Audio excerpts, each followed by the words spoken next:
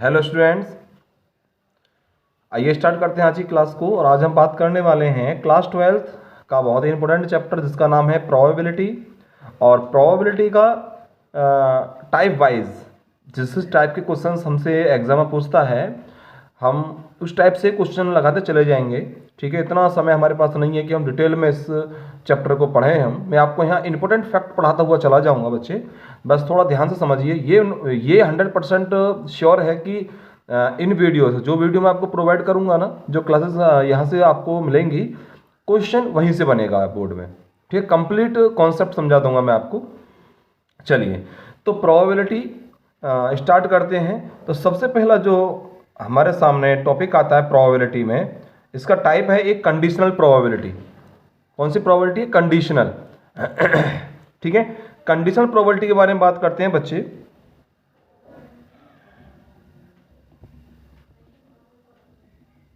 Conditional probability,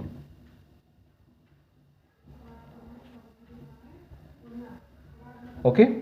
चलिए इसके बारे में बात करेंगे।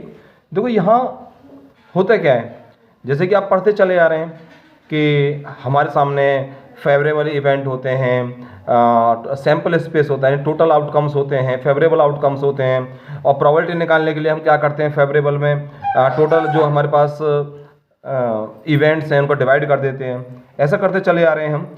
ठीक है, तो यहाँ भी कुछ ऐसे करने वाले हैं। बस जैसे एक नाम जुड़ गया है यहाँ पे, कंडीशनल। तो कंडीशनल से मतलब है कंडीशन।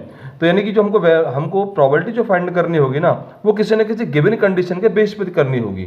ठीक है, जैसे मान लीजिए हमारे पास एक इवेंट ए है और एक इवेंट हमारे पास बी है।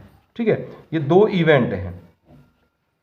ओके, अब यहाँ प्रोबेबिलिटी कैसे फाइंड करोगे? देखो यहाँ प्रोबेबिलिटी ऐसे रहेगी बच्चे, जैसे प्रोबेबिलिटी ऑफ ए, आपको ए की प्रोबेबिलिटी निकालनी होगी। कब? जब बी इज ऑलरेडी हैपन, जब बी पहले से हो चुका है। दो हमारे पास इवेंट हैं, यहाँ पर दो कंडीशन है हमारे पास, जिसमें से एक कंडीशन हो चुकी है, तब ए की अगर नेक्स्ट की प्रोबेबिलिटी फाइंड करनी होगी आपको। ठीक है, तो आपको यहाँ से एक फॉर्मूला है कंडीशनल प्रोबेबिलिटी का, वो याद रखना हमेशा। Probability of A when B is already happen, यानी बी पहले से हो चुका है। ए की प्रोबेबिलिटी क्या होगी? तो probability of A intersection B, इसको मेरे साथ याद कर लीजिए। ठीक है, अपॉन प्रोबेबिलिटी ऑफ बी, यानी कि जो हो चुका है पहले से ही, प्रोबेबिलिटी ऑफ बी। ठीक है, ये आप ध्यान रखेंगे हमेशा। ठीक है, मैं क्वेश्चन कराऊंगा जब आपको डिटेल में समझा दूंगा आखिर ये ए की कंडीशन कैसे बनेगी, बी कंडीशन कैसे बनेगी, चिंता ना करो बिल्कुल। ठीक है, या आपसे ऐसे पूछ सकता है कि प्रोबेबिलिटी ऑफ बी, ये भी तो हो सकता है ना कि ए हो चुका है तो बी की प्रोबेबिलिटी बताओ। तो probability of B A is already happen, ऐसा भी हो सकता है। तो उस कंडीशन में क्या करोगे? Probability of A intersection B, यहां कोई चेंज नहीं होगा। या बी इंटरसेक्शन ए कह लो या ए इंटरसेक्शन बी कह लो, बात एक ही है। ठीक है, और अपॉन में प्रोबेबिलिटी ऑफ ए। ठीक है, इस बात को आप याद रखेंगे। ठीक, ओके। चलें क्वेश्चन की तरफ। देखिए क्वेश्चन लगाते हैं। आइए देखो क्वेश्चन लगाते हैं। ये रहा क्वेश्चन आपके सामने। सबसे पहले सिंपली इजी क्वेश्चन है। देखो ऐसा क्वेश्चन एग्जाम बनता है बच्चे। देखो क्वेश्चन ये रहा आपके सामने, पी ए गिवन है, प्रोबेबिलिटी ऑफ ए गिवन है 7/13, प्रोबेबिलिटी ऑफ बी गिवन है 9/13, probability of A intersection B given है 4/13। Evaluate probability of A when B is already happen. Okay, ये फाइंड करना है। देखो क्या गिवन है, लिख लेंगे यहाँ पर। हम यहाँ लिख लेते हैं गिवन। लिखो गिवन, हमको प्रोबेबिलिटी ऑफ ए गिवन है 7/13, प्रोबेबिलिटी ऑफ बी गिवन है 9/13 और probability of A intersection B given है 4/13। अब हमसे कह रहा है probability of A when B is already happen. तो इसके लिए मैंने क्या बताया? मैंने आपको probability of A intersection B upon probability of B. तो लगा दीजिए, probability of A intersection B क्या है हमारे पास? ये रहा 4/13 और यहाँ प्रोबेबिलिटी ऑफ बी क्या है? 9/13। 13 से 13 कैंसिल आउट हो जाएगा और क्या आया आंसर? 4/9 आंसर हो गया। ठीक है, ऐसे क्वेश्चन बहुत सारे क्वेश्चन हैं। देखो ये एग्जाम्पल था, एग्जाम्पल नंबर 1 है, एग्जाम्पल नंबर 1 है। ये क्वेश्चन भी है, देखिए ये रहे क्वेश्चन, क्वेश्चन भी लगाते हैं। देखिए ये रहे क्वेश्चन, ये रहे, एक given that E and F are event such that probability of E 0.6, probability of F 0.3 and probability of E intersection F 0.2. Find probability of E, F is already happen, and probability of F, E is already happen. ठीक है, चलिए इस question कर देते हैं। देखो ये question सभी सेम है। यहाँ से ये देखो, ये क्वेश्चन नंबर आपको 5 तक कोई दिक्कत नहीं आनी चाहिए करने में, ठीक है ना।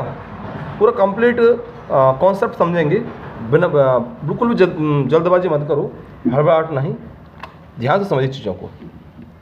आइए करते हैं फर्स्ट क्वेश्चन। इसका फर्स्ट क्वेश्चन समझते हैं, ठीक है। देखिए एक क्वेश्चन मैंने डाल दिया, चलो आज की पहला क्वेश्चन लिख लीजिए। फर्स्ट क्वेश्चन ये करा दिया, ये फर्स्ट क्वेश्चन करा दिया, इसको सेकंड क्वेश्चन डाल लीजिए। वैसे एक्सरसाइज का फर्स्ट है पर हमारा ये सेकंड क्वेश्चन हो गया, ठीक है।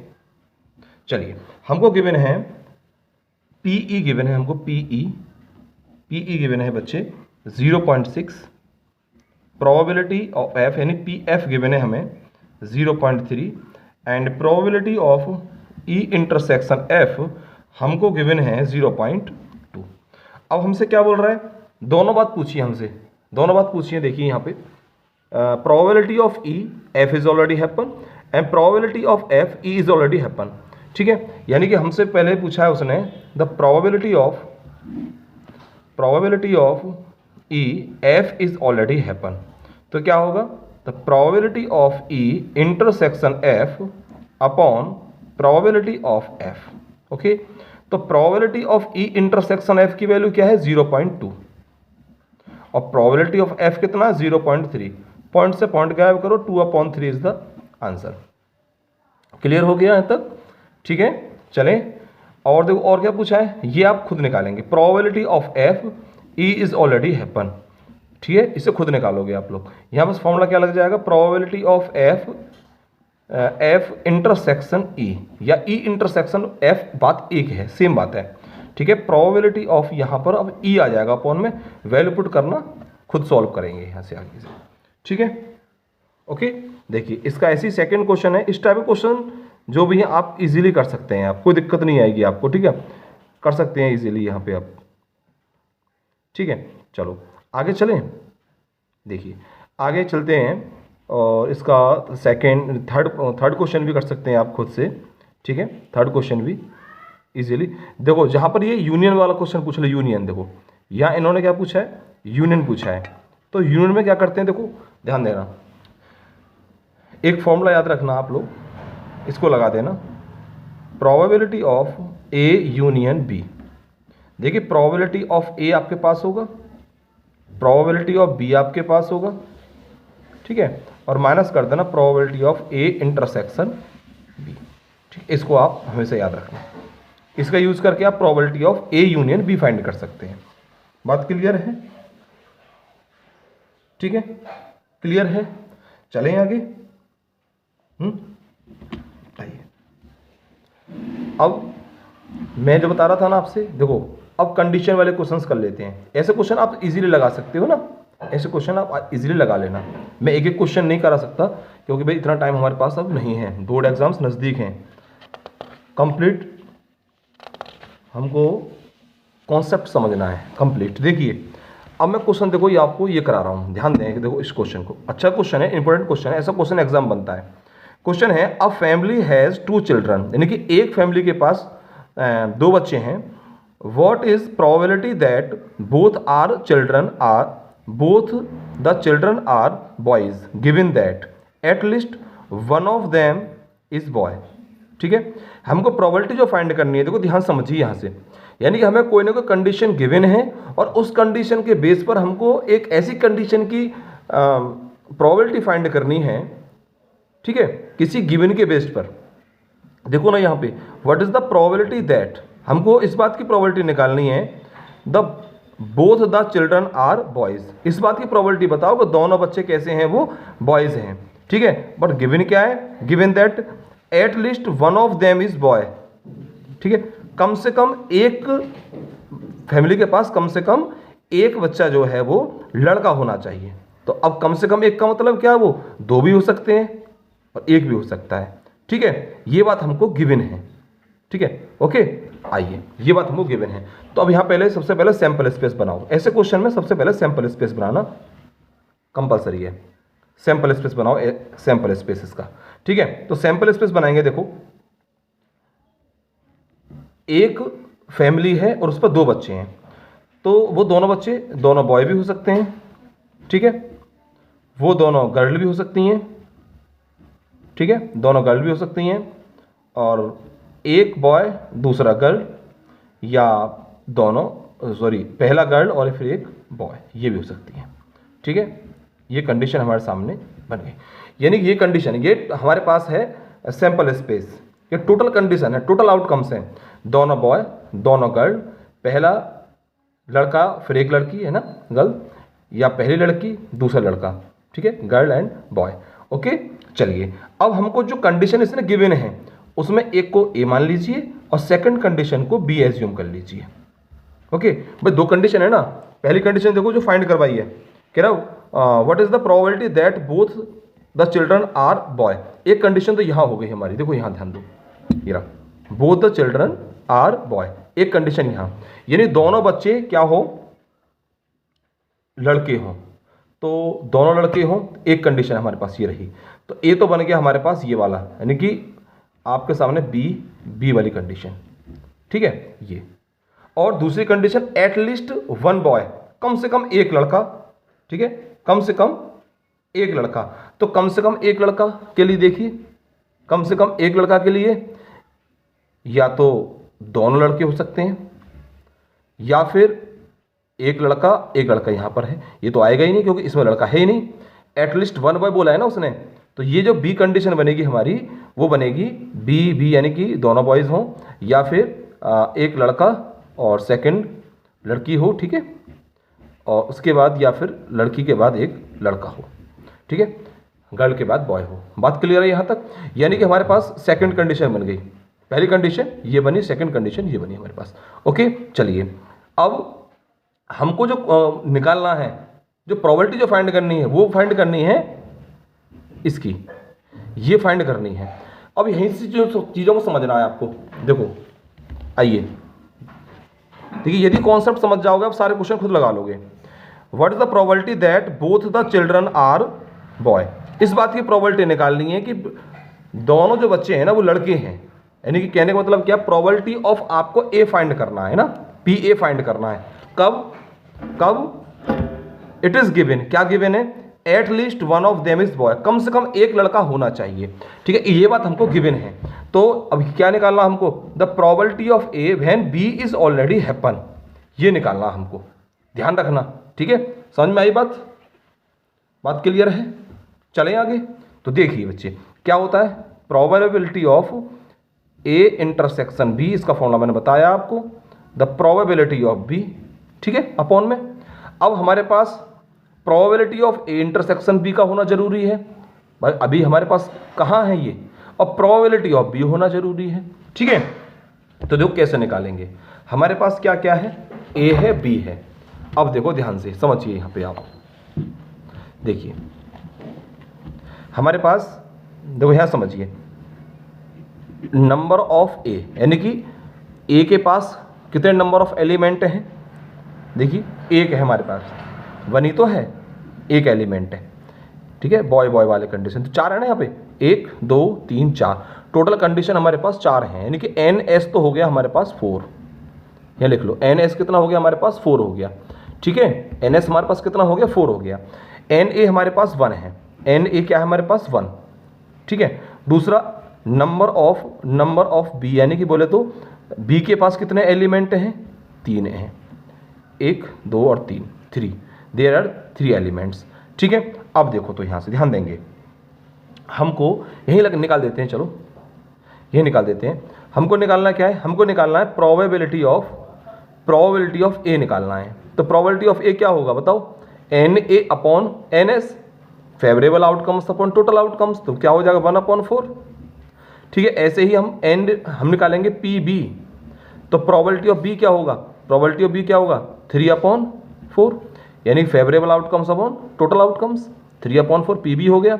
अब बात आती है कि पी ए इंटरसेक्शन बी, तो मुझे बताइए जो ए इंटरसेक्शन बी निकालता हूं मैं, इंटरसेक्शन का मतलब पढ़ा हमने सेट में क्या होता है, कॉमन, दोनों में कॉमन देखो क्या है, कॉमन दोनों में क्या है, बॉयज बॉयज, ये कॉमन है, तो यहां से क्या आ गया, ये बी भी कॉमन आ गया। ठीक है, तो कितने हैं भाई नंबर, यहाँ पे 1 है, यानी कि यहाँ पर जो n number of A intersection B क्या है 1 है, तो probability of A intersection B क्या आएगा बच्चे बताओ, 1/4 आ जाएगा।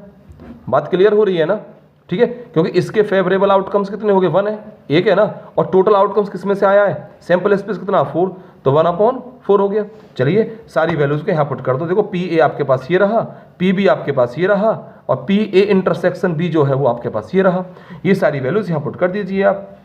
जब यहाँ पुट करेंगे हम तो probability of A intersection B कितना निकल के आया 1/4 अपॉन प्रोबेबिलिटी ऑफ बी ये रहा हमारे पास 3/4, 4 से 4 कैंसिल आउट कर दो, आंसर आ गया हमारा 1/3, क्या आया 1/3। बात क्लियर है, आंसर क्या आया हमारा 1/3। बहुत इंपॉर्टेंट क्वेश्चन है, बहुत बढ़िया क्वेश्चन है, देखो ये रहा आंसर आपका, इसमें देखो एग्जाम्पल है 1/3।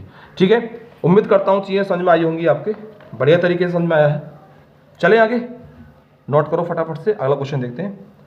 आइए नेक्स्ट क्वेश्चन की तरफ, देखो क्वेश्चन को रीड करेंगे ध्यान से, पहले क्वेश्चन आइए।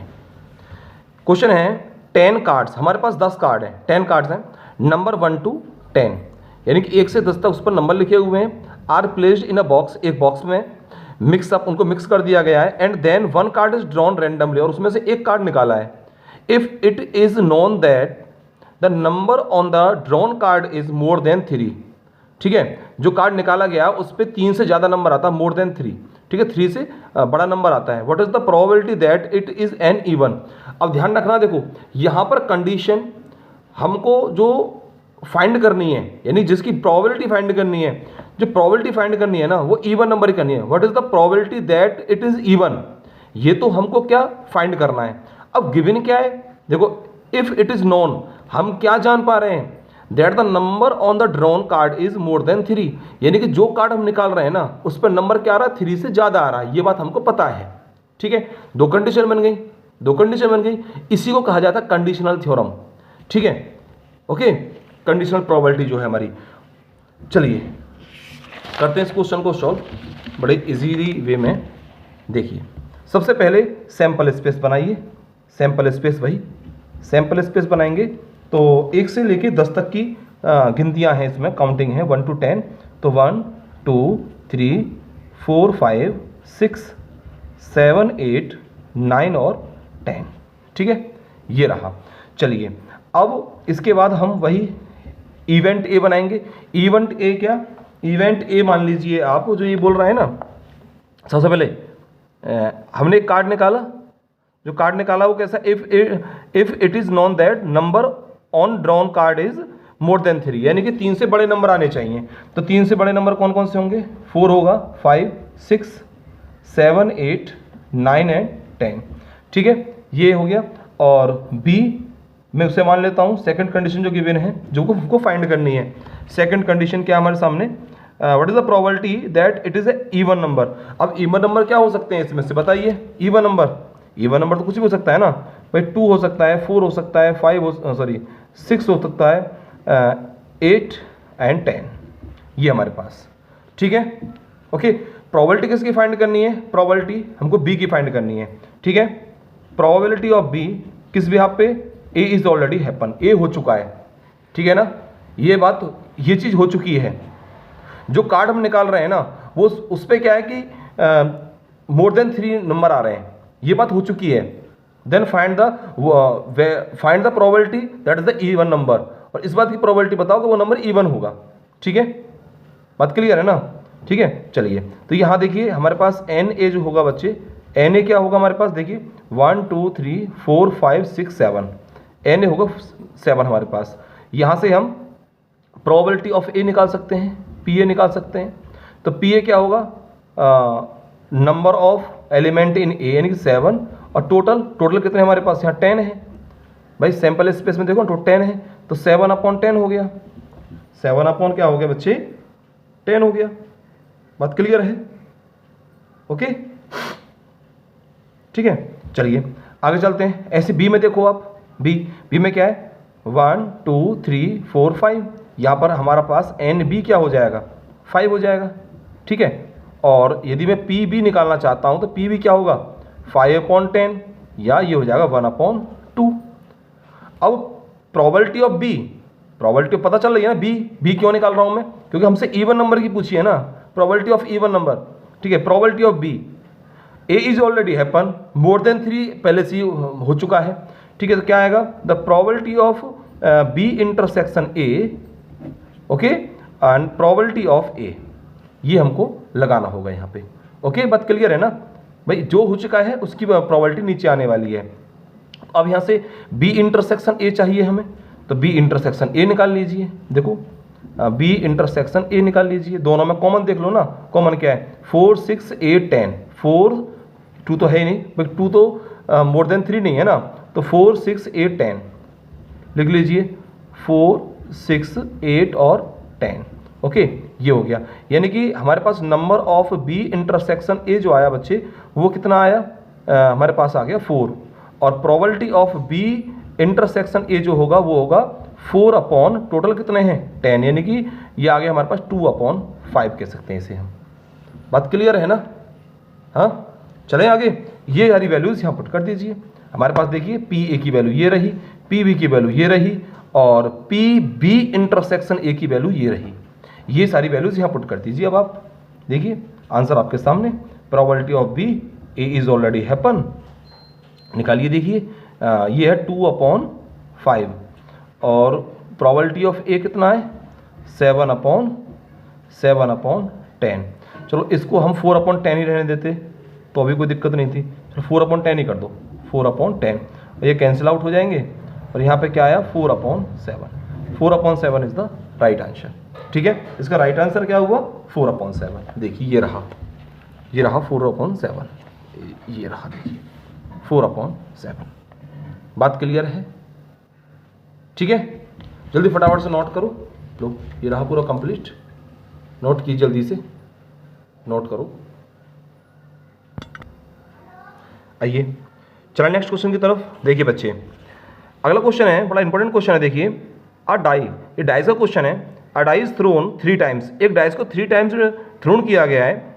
Event A and B are defined as below, event A और बी को डिफाइन किया गया है किस प्रकार, देखिए ए क्या है 4 ऑन थर्ड थ्रो, यानी कि जब हम किसी भी डाइस को 3 बार उछाल रहे हैं ना, first time, second time and third time, तो तीसरी बार में क्या आना चाहिए 4 आना चाहिए, ठीक है। दूसरा बी हमको गिवन है 6 on first and 5 is second throw, okay. तो थोड़ा सा देखो यहाँ लॉजिक लगाना है हमें, बस थोड़ा सा लॉजिक लगाना है क्वेश्चन को, नहीं तो आप फंस जाओगे, ज़्यादा कैलकुलेटिव तो नहीं जाना आपको। यदि आप फंस गए क्वेश्चन में तो बहुत ज़्यादा बड़ा क्वेश्चन हो जाएगा ये। देखो समझिए, सबसे पहले इसने बोला है कि एक डाइस को 3 बार उछाला गया है, तो सब सैंपल स्पेस को लिखना मत यहाँ पे, सैंपल स्पेस तो बहुत बड़ा बैठेगा। क्यों जब किसी भी डाइस को 3 बार उछालोगे आप, तो 6 की पावर 3 यानी कि 6 × 6 216, टोटल आउटकम्स जो होंगे ना 216 होंगे यहाँ पे, ठीक है, 216, ठीक है। तो यानी कि सैंपल स्पेस, यानी कि हमारे पास यहाँ जाएगा number of S, number of sample space, जो इवेंट्स हैं हमारे पास सैंपल स्पेस के, वो होंगे 216, ओके। अब सेकंड में क्या बोल रहा है, वो भी समझिए। देखो आप सेकंड में बोल रहा है हमसे वो, देखो यहाँ से, यहाँ देखिए आप 4 ऑन थर्ड थ्रो, ठीक है, और बी में बोल रहा है 6 on first and 5 on second, ठीक है। इसके बाद बोल रहा है find the probability of A given that B has already occurred, यानी बी हमारा हो चुका है, इस बात की प्रोबेबिलिटी बतानी है हमको कि बी तो हो चुका है और ए की प्रोबेबिलिटी क्या होगी, यानी कि हमको जो फाइंड करना है ना, हमको फाइंड करना है यहाँ पे ध्यान दीजिए आप, probability of A B is already happen, ये हमको फाइंड करना है। तो इसका मतलब ये है, हमको जो नीड होगी ना, probability of A intersection B की नीड होगी एक तो, ठीक है, इतना लॉजिक लगा चलना आपको अपना, और एक प्रोबेबिलिटी ऑफ हमको बी की नीड होगी। यहाँ प्रोबेबिलिटी ऑफ ए की कोई नीड नहीं है, तो ध्यान दीजिए पहले, देखो समझिए। तो प्रोबेबिलिटी यानी कि ए की कंडीशन क्या है, ए कंडीशन हमारे सामने है 4 ऑन थर्ड थ्रो। तो 4 ऑन थर्ड थ्रो के लिए क्या है, देखिए आपकी क्या हो सकता है, 1 1 1 1 4 हो सकता है, 1 2 4 हो सकता है, 1 2 4 हो सकता है, ठीक है, 1 3 4 हो सकता है, ऐसे कर डॉट डॉट डॉट, ठीक है, हो सकता है ना इस तरीके से। ऐसे ही लास्ट में क्या हो जाएगा हमारा 1 6 4, ऐसे बचे 2 1 2 1 4 2 2 4 2 3 4, इस तरीके से 2 2 4 2 2 4, ठीक है, इस तरीके से 2 2 4 डॉट डॉट डॉट, और यहाँ जाएगा 2 6 4 2 के साथ, ऐसे 3 के साथ 3 1 3 1 4, ठीक है, डॉट डॉट डॉट 3 6 4। ओके, समझ में आ रही बात। ऐसे देखो 4 4 1 4 और डॉट डॉट डॉट लास्ट क्या होगा 4 6 4, ठीक है, 5 1 4 डॉट डॉट डॉट और 5 6 4, और लास्ट टर्म 4 होना चाहिए इवेंट ए के लिए, ठीक है। ऐसे यहाँ पे 6 1 6 1 4 6 1 2 6 1 3, ठीक है, इस तरीके से नहीं 6 1 4 6 2 4 6 3 4 डॉट डॉट डॉट और 6 6 4, ठीक है, ये इसके टोटल आउटकम्स होंगे। ओके, दिखाई नहीं तेरा, अच्छा अब दिख रहा है, ठीक है, ये ऐसे होंगे, अब दिख रहा होगा, ठीक है बेटा, चलो ठीक है, देखिए। ओके, और जो हमारा बी है, देखो बी को मैं यहाँ लिख देता हूँ। बी क्या है, बी देखिए, बी बोल रहा है यहाँ पे हमें 6 on first and 5 on second, यानी कि हमारा देखो ध्यान दें, यहाँ हमारा 6 तो होना चाहिए फर्स्ट पर और 5 होना चाहिए सेकंड पर, थर्ड से कोई मतलब नहीं है, थर्ड कुछ भी हो सकता है। तो हमारा क्या हो जाएगा भाई 6 5 1, ओके, 6 5 2 6 5 3 6 5 4 6 5 5 एंड 6 5 6, ठीक है, ये हो गया, बात क्लियर है यहाँ तक। ये हो गया हमारा बी, इससे अलग और कोई एलिमेंट नहीं आने वाला इसमें, ठीक है। अब देखिए, तो आप यहाँ हमको चाहिए probability of A intersection B, तो उससे पहले ए इंटरसेक्शन बी चाहिए। तो देखो ध्यान दीजिए आप, तो ए इंटरसेक्शन बी फाइंड करो। ए इंटरसेक्शन बी क्या होगा, यानी कि जो हमारे पास ए है इसमें और इस वाले में कंप्लीट में कॉमन देखना होगा। तो इसमें तो वो सभी एलिमेंट हैं जिसके पीछे 4 आ रहा है भाई, लास्ट जो सबसे लास्ट एलिमेंट बस 3 बार उछाला गया ना, तो तीसरी बार में 4 आना चाहिए। इसमें देख लो आप 4 कहाँ आ रहा है, ये आ रहा, तो 6 बाई 4 यहाँ पर है, इसमें सारे 4 वाले हैं, तो कहने का मतलब क्या आया, कॉमन जो होगा 6 5 और 4 होगा। बात क्लियर हो गया ना, क्लियर है बेटा। तो यहाँ से यहाँ हो गया number of A intersection B है हमारे पास 1। अब यहाँ से प्रोबेबिलिटी क्या होगी इसकी, probability of A intersection B, ये हो जाएगी 1 अपॉन टोटल कितने हमारे पास, देखो ना 216, तो 216, ठीक है, ये निकल के आई। ऐसे हमको पी बी चाहिए, प्रोबेबिलिटी ऑफ बी चाहिए, तो हमारे पास बी के मेंबर कितने हैं, कितने एलिमेंट हैं, 6 एलिमेंट हैं, तो कितना आएगा 6 अपॉन 216। बात क्लियर है ना, 6 अपॉन 216 लगा दीजिए फॉर्मूला में, वैल्यू पुट कर दीजिए। Probability of A B is already happen, यही पूछा देखो हमसे। आइए देखो क्वेश्चन में आओ ना आप, ये रहा क्वेश्चन, देखिए ये रहा, find probability of A given that B has already occurred, ठीक है, probability of A B is already happen, ये फाइंड करना है। तो probability of A intersection B की वैल्यू क्या निकाली मैंने, ये रही 1 अपॉन 216, अपॉन में आएगा 6 अपॉन 216, इससे कैंसिल आउट हो जाएगा, आंसर आया 1 अपॉन 6, ठीक है। बात क्लियर है, आंसर क्या है बच्चे 1 अपॉन 6 आंसर आया।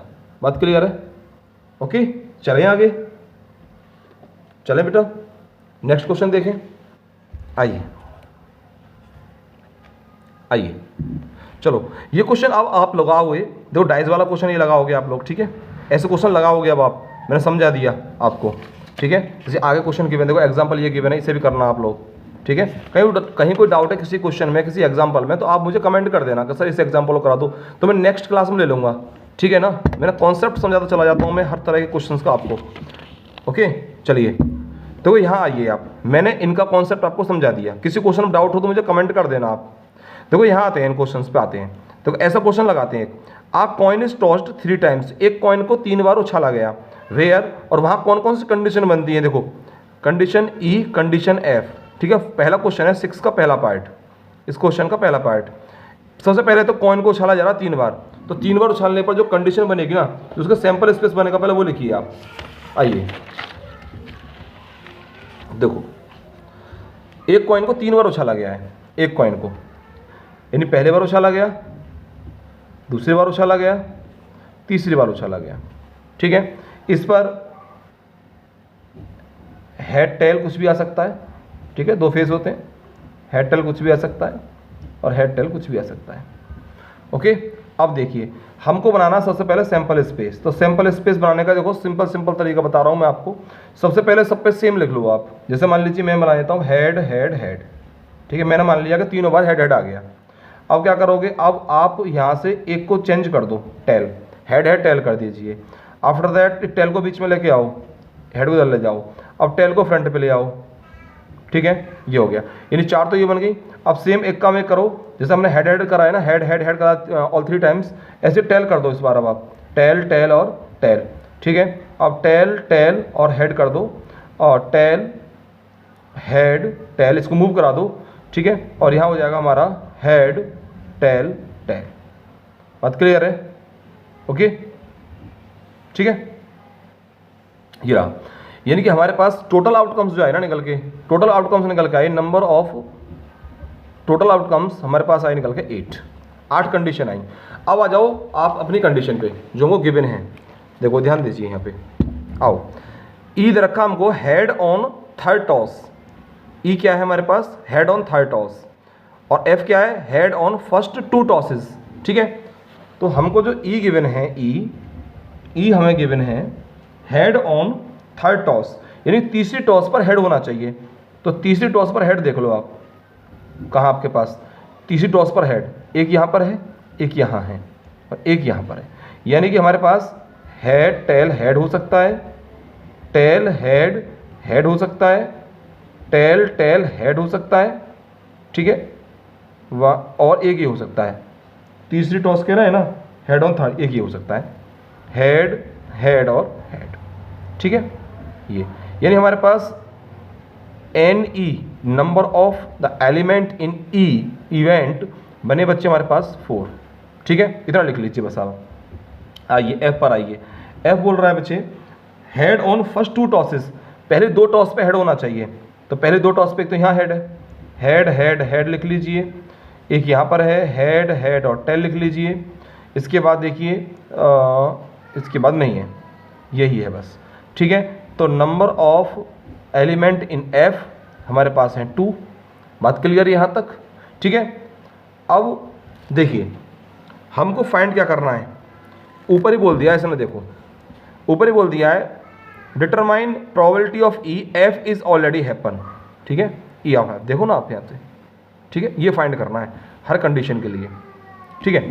तो देखिए अब हमको क्या चाहिए, हमको करना है, हमको निकालना है probability of E F is already happen. तो क्या होता है, probability of E intersection F upon probability of F, ये निकालना हमको। तो अब हमको ई और एफ का इंटरसेक्शन चाहिए, प्रोबेबिलिटी ऑफ एफ चाहिए। तो प्रोबेबिलिटी ऑफ एफ तो यहाँ से निकल जाएगा, प्रोबेबिलिटी ऑफ एफ यहाँ से निकल के आएगा, ठीक है। यहाँ से कैसे देखिए, फेवरेबल आउटकम्स 2 हैं, टोटल आउटकम्स 8 हैं, तो कितना आ गया 1/4, ओके। अब ई इंटरसेक्शन एफ निकाल लीजिए, ई इंटरसेक्शन एफ फाइंड करो यहाँ से। ई और एफ में क्या है, देखो ई और एफ में क्या कॉमन दिखाई दे रहा है हमको, ये 4, यहाँ पर देखिए आप, ये एक एलिमेंट यहाँ पे कॉमन है, क्या, हेड हेड और हेड, ठीक है। Number of element in E intersection F is 1, okay.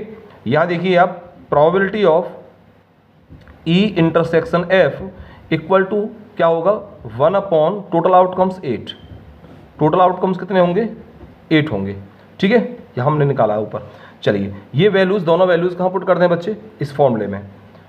तो हमारे पास probability of E intersection F given 1/8 अभी निकाला हमने, और ये है 1/4। ओके, तो क्या हो जाएगा, देखिए ध्यान दीजिए भाई, यहाँ हो जाएगा 4/8 या ये आ गया 1/2। 1/2 is the answer of that question.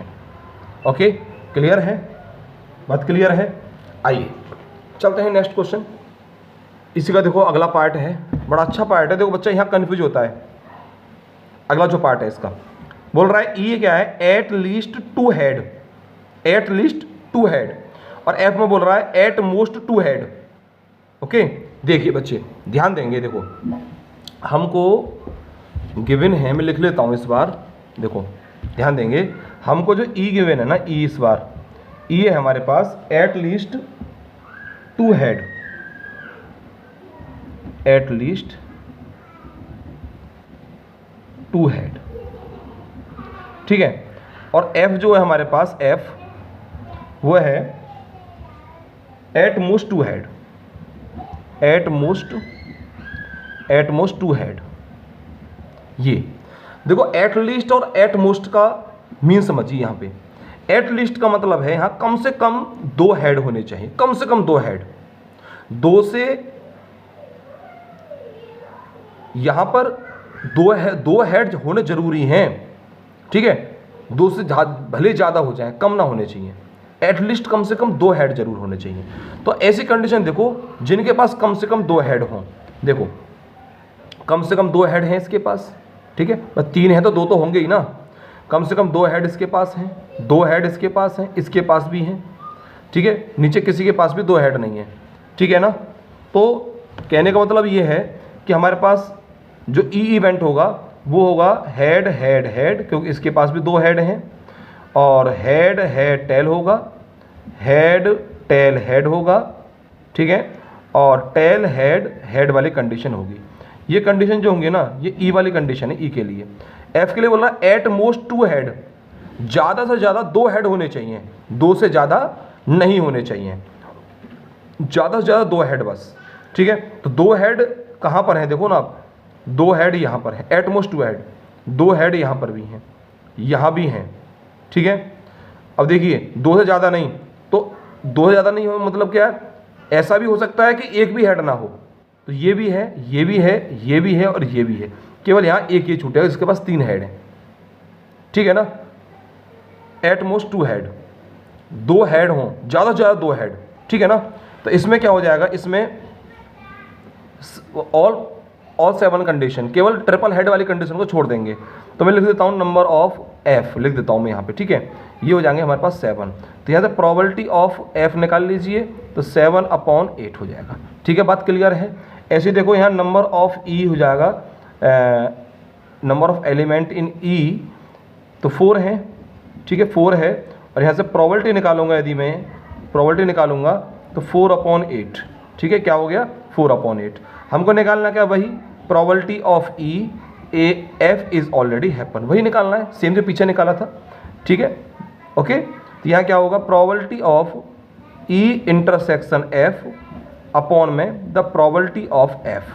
अब देखिए मेरे पास ई भी है, मेरे पास एफ भी है, क्या नहीं है, मेरे पास नहीं है ई इंटरसेक्शन एफ। अब ई इंटरसेक्शन एफ के लिए दोनों में कॉमन देखना होगा, भाई ऐसा एलिमेंट देखना होगा जो मेरे पास ई के पास भी है और मेरे एफ के पास भी है।